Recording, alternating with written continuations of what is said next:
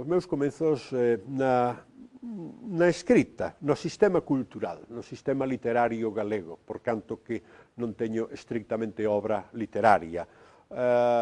Os comenzos públicos parece que están ao redor do libro O ensino en Galicia, problemática e perspectivas en 1980. Un ensaio naqueles intres, un ensaio onde había tanta falta de información, mesmo sobre eso, escrito a modo de reportaxe periodístico, a modo de reflexión, a modo mesmo de marcar algúns dos piares do que podía ser o novo ensino que deberíamos construir, aínda non nacera a autonomía.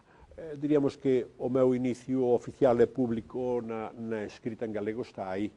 Pero debo recordar que eu que era fillo de Guardia Civil de infancia rural, recordo que meu pai, cando eu tiña a altura dos 14 anos, decíame que escribira de por min, que escribira cousas, unha tarde de paseo ou algo así, que o relatara e que yo dixera a él, e el decíame, pois, en fin, gustaba ou non lle gustaba. Eu creo que, quizás, ese elemento, esa incitación de meu pai, algún outro elemento, levou a que un bon día, tendo eu escasos 16 anos do seminario de Mondoñedo, eu lle preguntei ao profesor se podía entregar o meu traballo en lingua galega. Nunca soíra tal naqueles anos no seminario de Mondoñedo, polo que eu sei nun traballo de clase.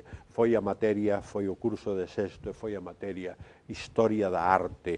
O mestre era cura, era segoviano. Dixo que sí, que mo permitía facer. E fíxeno. E naquele mesmo ano eu tamén nun concurso literario embronchei unhas malas follas cun mal galego. Pero algo estaba dicindo dentro de min que aquela lingua e aquelas palabras chamaban por min para que eu seguira escribindo, seguira me atrevendo dende unha lingua que non estudiáramos, dende unha lingua mesmo quase prohibida, que había que furar naquela noite. Pronto empecei a saber xa da longa noite de pedra, e seguín furando, e abriuse algún horizonte, e abríronse algúns menceres. Hoxe teño algunha mágoa de algunha noite que peneira sobre a nosa lingua. Moitas gracias.